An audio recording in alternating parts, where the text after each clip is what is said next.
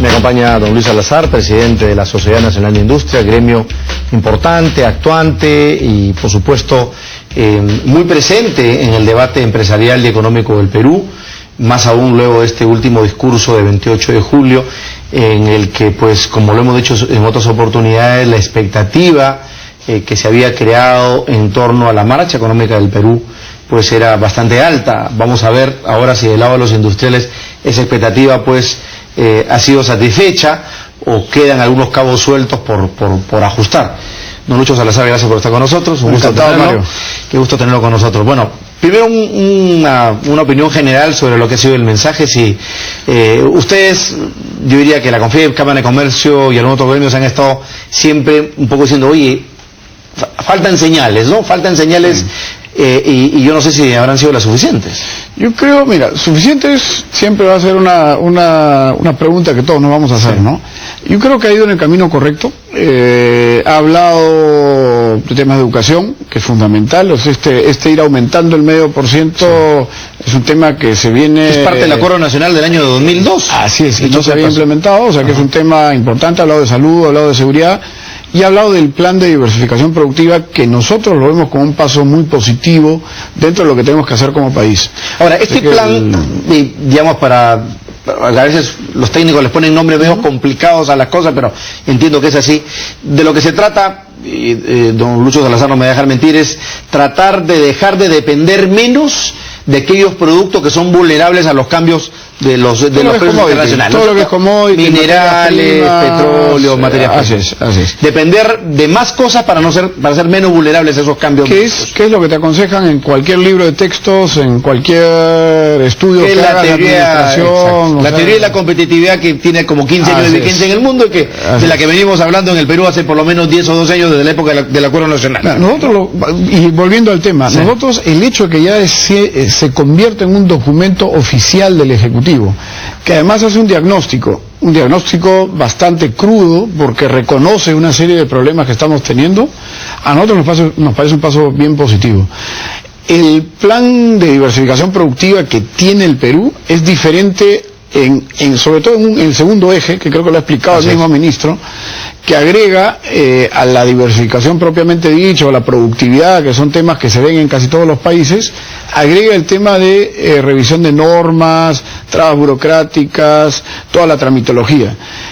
El hecho de que exista ese eje, para nosotros es una señal muy importante. Ahora, la existencia del eje no elimina la decisión política que ya había anunciado el gobierno desde hace varios meses, incluyendo esta comisión que había nombrado el MEF para supervisar casos en los que hubieran trabas específicas para destrabarlas, o incluso sancionar a los funcionarios que no firmen vía una ley, etcétera. Exacto, pero a ver, usted sabe que yo creo mucho en la economía de mercado, y siempre diré que a veces el manum militari sirve en algunos casos, pero sirven mucho más los incentivos de mercado. Entonces, si un funcionario no tiene los suficientes incentivos para poner una firma más que antes, así le pongas una pistola, no va a firmar, ¿no es así? No, ¿cuál es la diferencia? No, aparte que tienes, la diferencia que yo creo que hay es que hay la decisión política de meterse al tema, que es un cambio, creo, bastante importante.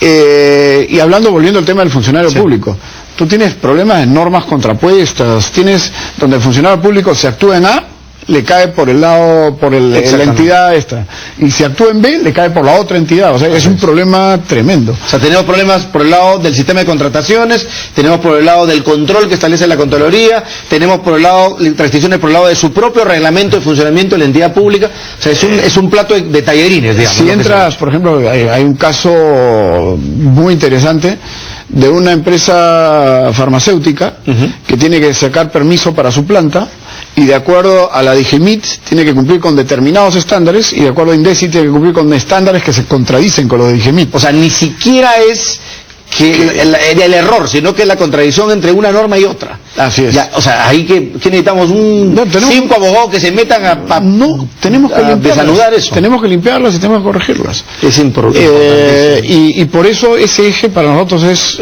el de Quick Wins, o sea, el que va rápidamente a traer cosas nuevas, y además uno de los más importantes ahora, porque tú puedes hablar de productividad, puedes hablar de diversificación productiva, pero si no se ha arreglado la cancha, no te sirve de absolutamente nada. Así es, si no lo has vuelto lo más atractivo posible, va a ser bien difícil que traigas o atraigas esa inversión que estás buscando. Genere los suficientes incentivos. Ahora, una cosa que me preocupa del plan y que no sé si es un tufillo direccionista, como se le ha dicho, es eso de que haya un grupo de personas o de burócratas o de iluminados que le digan a la gente qué producir, cuándo producirlo y dónde producirlo. ¿No es cierto? Mira, ahí hay un tema que me preocupa porque, a ver, los industriales. Ya, pero yo te voy a decir un tema. Yo he leído el plan, ya, lo he discutido con el ministro en su momento. Y lo que te dice claramente es que van a proveer la información de dónde están las oportunidades. Okay. Que van a tratar de intervenir cuando hayan brechas de mercado, anomalías de mercado, no me acuerdo cuál es el término, asimetrías de mercado, donde justifique para que comience a funcionar una actividad. Pero todo en base a estudios. Todo en base a estudios de mercados potenciales. Yo creo que esa es la manera de hacerlo. O sea, si yo pienso como empresario y estoy en mi empresa, yo hago un estudio de mercado y voy a privilegiar los productos, no en el sentido de escogerlos y decir tú te fundes, no, a ellos voy a invertir un poco más, voy a tratar de generar que se promuevan esos productos porque le veo más oportunidad. Además, eso es válido. Sí, no, está muy bien. Y no solamente eso, hay una cosa, una institución que se llama CEPLAN, que teóricamente existe hace también casi una decena de años y que le han cambiado de nombre, le han mochado a su presidente, pero existe. Y supuestamente, esa famosa oficinita que se llama CEPLAN, que no es el CEPLAN de la época de Velasco, sino es un grupo de tecnócratas o de burócratas, gente con información que te dice, oye, por si acaso, las potencialidades de mi inversión y de mejora del Perú futuro, efectivamente están en el mercado de los servicios, en el mercado de la educación, donde hay mayor valor. Entonces, yo digo, un momentito, entonces, si supuestamente ese plan que viene trabajando esta información, lo único que tiene que hacer es dar esa información, pues en buena hora, ¿no es cierto? Ahora, eso no indica que a un empresario como usted le van a decir, señor Salazar, a partir de la fecha usted deja de producir zapatos y se mete a producir medicina. Mira, no tiene eso sentido, definitivamente no está en agenda, no es lo que se piensa hacer, y además yo sí creo, y ahí tenemos que quitarnos un poco fantasmas del pasado, que los peruanos ya aprendimos. Y me refiero inclusive este gobierno, porque este gobierno vino con un concepto bien distinto, inclusive de las elecciones, y ha ido cambiando en el tiempo, entendiendo cómo funciona la realidad y cuáles son las necesidades. Y además con una muestra de mucho pragmatismo, de mucha responsabilidad. Y de hacer las cosas que se tienen que hacer. Así es. Entonces, es bien interesante porque yo lo que creo es que al final es el Perú el que está definiendo su rumbo. No es solamente una persona, no es el presidente, no es... Inclusive a los congresistas, tú ves que ya cada vez están más preocupados por realmente hacer las cosas un poco mejor. Así es. La imagen que tiene el Congreso es mala porque no ha estado haciendo lo que tiene que hacer. Y el momento que empieza a ordenarse y a hacer lo que debe hacer, automáticamente empieza a mejorar la imagen. Y eso es el Perú. O sea, eso va más allá, digamos, que el gobierno de turno, ya empieza a conseguir o probablemente lograr que empiecen a haber políticas de Estado, no solamente de gobierno, de un gobierno a otro. Yo siempre hablo el ejemplo de los presidentes regionales que están presos y que tenemos muchos que están procesados y también otras autoridades locales, y la gente dice qué desastre, ¿ya? A mí me gusta mirarlo de otra manera, y te digo por qué, porque eso ha venido ocurriendo siempre. La diferencia que hoy tenemos para mí es que hoy empiezan a ocurrir cosas y de repente a ese que antes se salía con la suya y no pasaba nada, hoy lo están metiendo preso. Entonces, ¿qué significa eso? Las instituciones poco a poco están comenzando a funcionar. O reaccionando en la oportunidad y con la fuerza de vida. De repente, antes todo el mundo miraba para el cielo, ¿no? Y quizás no tan rápido como debiera, pero ya están reaccionando. Y eso es un cambio fundamental dentro del país. Es algo que no habíamos visto en muchísimo tiempo. Desde el fin de la década de los 90, ¿no es cierto? Digamos, pero con el tema de los videos. Aún ahí, claro, pero aún ahí se hizo puré la institucionalidad, porque la gente dejó de creer en las instituciones. Hoy tú de repente ves que están apareciendo más denuncias. Así es. Que la gente está atreviendo a decir, oye, no, este está actuando mal, es corrupto, está... Eso es una señal para mí. En general es una buena noticia es una buena noticia. Aunque a uno le duela decir, oye, hay tantas complicaciones, tantos corruptos, pero no, ya se está empezando a tomar acción. Y eso es importante. Eso es muy importante. Vamos a hacer una brevísima pausa, señor Luis Salazar, y seguimos conversando con el presidente de la Sociedad Nacional de Industrias, porque hay otros temas del discurso del lado económico, la lucha contra la informalidad, el tema laboral que es preciso abordar también. Ya volvemos.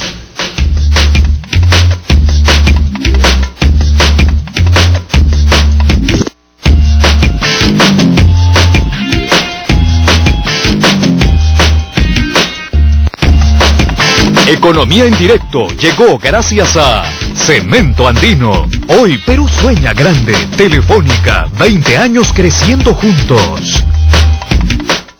¿Estás buscando una casa o departamento? ¿Cómo quieres tu hogar? Amplio, pequeño, lujoso o acogedor. En Mi Metro Cuadrado tenemos para ti las mejores opciones inmobiliarias a nivel nacional. Además de variados tips de diseño, entretenidos informes especiales y mucho más. Los sábados y domingos a las 9 de la mañana. Mi Metro Cuadrado en ATV+.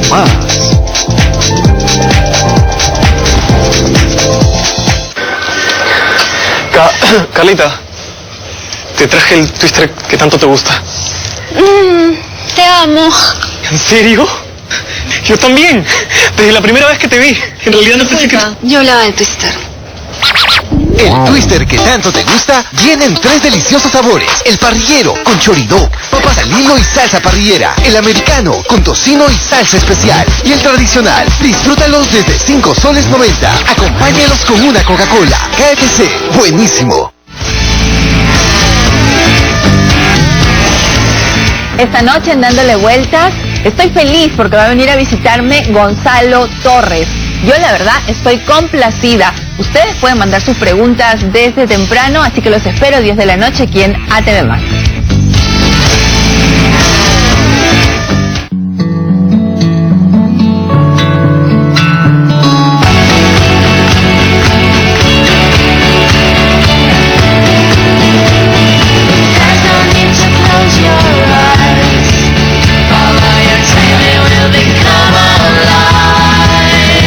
Hoy en Perú, para soñar ya no hace falta cerrar los ojos.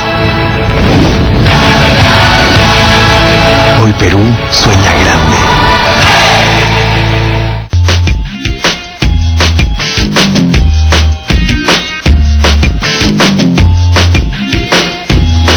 Luis Salazar, presidente de la Sociedad Nacional de Industria, me acompaña esta tarde en Economía en Directo.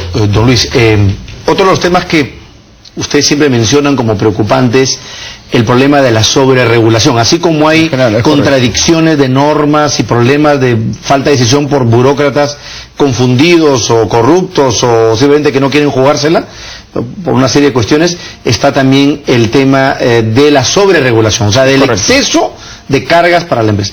Y ahí el tema es diverso, está desde el tema tributario, pasando por el tema laboral, paralizando por el tema de las multas. Y hay en ese sentido también algunos visos de cambio. Sin embargo, no sé, luego el discurso si se sienten más tranquilos en este aspecto.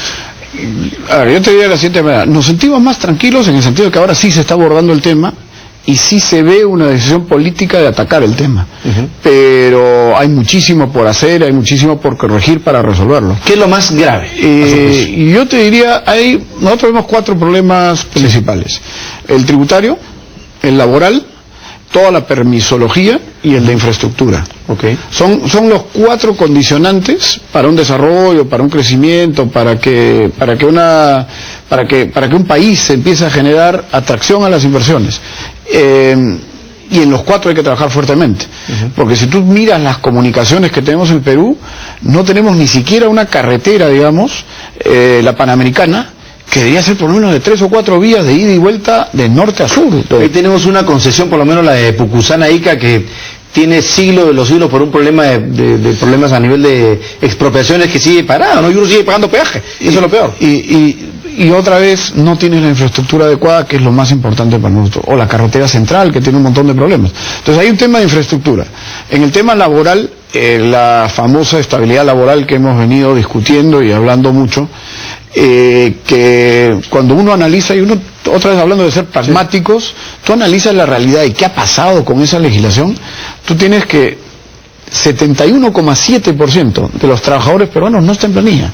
¿Eso qué quiere decir? Un poquito más de 7 de cada 10 trabajadores no está en planilla. Y de esos otros 3 que están en planilla, 2 están en el sector privado y 1 en el Estado. Entonces, no tienes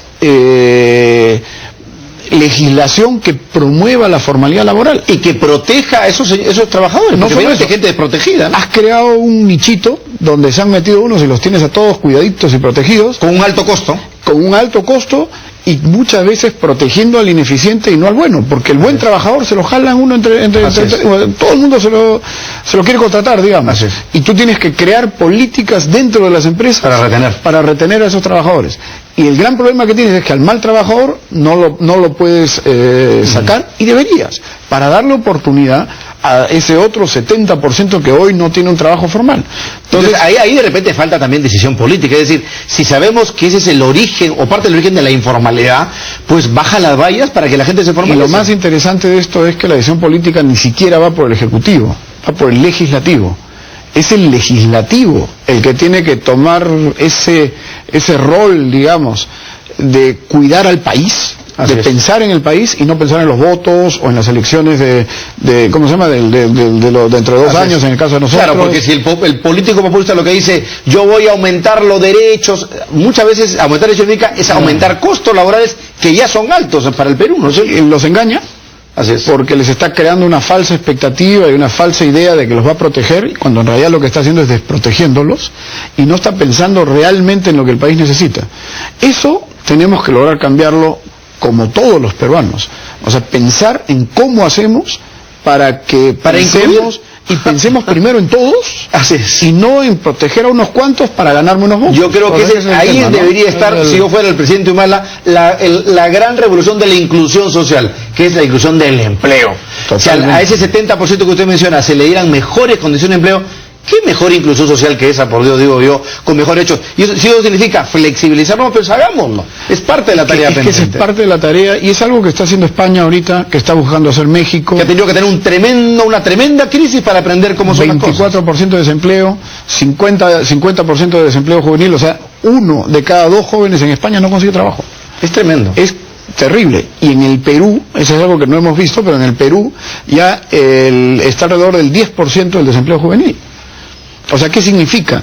Que los jóvenes no están teniendo oportunidad de acceder a puestos de trabajo. Entonces, hay que empezar a mirar las cosas, como digo, no con interés particular, me refiero político o económico, lo que sea, y empezar a pensar en qué es lo mejor para el país. Pero fíjese, así como, yo lo entiendo, como en educación, imagino que mucho tiene que ver la presencia de Jaime Saavedra, que es un técnico de primer nivel en el sector. Así como en educación el presidente ha sido exhaustivo en metas, ¿por qué no hacerse lo mismo en estos sectores tan importantes para la reactivación y para entender que el crecimiento sostenido depende mucho de eso, de eliminar la informalidad? Yo no entiendo, yo no creo que la mayoría de clases digamos, políticos estén en contra de hacer que el crecimiento sea sostenido en el Perú. Finalmente, eso es ensanchar a la clase media, generar más ciudadanía, más responsabilidad. Pero bueno, parece que el costo político, la factura política es todavía un poquito cara. Y hay un tema que es importante de hablar de todos los peruanos. Así es. Porque los peruanos tenemos que empezar a entender que hay que pensar en todos, no solamente en mi propio interés, y a la hora de exigir a nuestros políticos que hagan la tarea, digamos, de gobernarnos, porque te recordemos, nosotros los ponemos. Exacto. Nosotros votamos por ellos y nosotros los ponemos en el Congreso. Así es. Entonces, si yo he escogido un mal político para el Congreso, entonces pues no me puedo quejar. Así es. Si lo he escogido porque me interesaba a mí y no porque iba a hacer políticas buenas para el país, entonces yo mismo ya soy parte de ese problema que he creado. Pero yo también siento que está cambiando eso.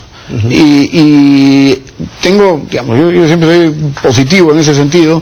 Yo tengo la impresión que el Perú está empezando a mirar las cosas de otra manera y que nuestros políticos van a empezar a dictar mejores normas porque los peruanos se lo vamos a exigir. Así es, y porque el escrutinio público, digamos, también está elevando su nivel, su estándar, y ahí está. Lo que usted acaba de decir con el tema de los presidentes regionales, o sea, qué mejor oportunidad para poner en una lupa a todos los candidatos, claro, ¿no es cierto? Claro. Y hacer una buena elección este 5 de octubre y no regalar votos simplemente porque me traigan una bolsita de arroz o una taza de, un tarro de leche, ¿no es así? O una propuesta fácil. Y eso es lo que determina después nuestro futuro. Así es. Oye, tenemos que tenerlo, el caso o 5 o 3 años o 4 años, dependiendo de lo que uno esté escogiendo. Y en el caso del congresista es irrenunciable, o sea, así es, lo pusiste y no lo puedes, no puedes renunciar, o sea, pero bueno. Entonces, en resumen, gran parte de las medidas que tenemos que modificar van por el Congreso y tenemos que trabajar para mejorar esa calidad de producción legislativa, si quieres llamarlo así, del Congreso. Y ahí necesitamos que nuevamente todas las tiendas políticas se pongan la camiseta del Perú, por decirlo de alguna manera, y piensen no en su interés personal, grupo, en su cuota, en su feudo, en su grupo electoral, y piensen realmente en qué es lo mejor para el país. De verdad, coincidimos 100%, señor Luis Salazar. Creo que, digamos, ojalá que esos acuerdos básicos que lo han logrado todas las democracias modernas en el mundo, algún día sea factible en el Perú, ¿no? Quizás deberíamos empezar por aquellas cosas que son menos ideologizadas que otras. La educación, no hemos hablado de la seguridad, que eso todavía no se nos fue el tiempo, pero la seguridad, el crear instituciones sanas, el tener infraestructura, el acabar con la informalidad. O sea, creo que cualquier gobierno que quiera al Perú debería llamar al resto de políticos para pactar en función de esos Somos intereses. número 21 en territorio en el mundo. Somos número 38 en población en el mundo. Pero en PBI per cápita somos puestos 76. O sea, tú te das cuenta que no tenemos coherencia correlación con lo que somos, con lo que estamos haciendo. Y eso lo tenemos que arreglar nosotros. Bueno, ojalá. Va a depender mucho de nosotros mismos, de los ciudadanos y de la calidad de los políticos que elijamos en los próximos procesos. Gracias, don Luis Salazar. Encantado. Éxitos y por supuesto cordialmente invitado siempre a Economía en Directo. Encantado. A usted también muchas gracias por acompañarnos hasta una nueva edición de Economía en Directo.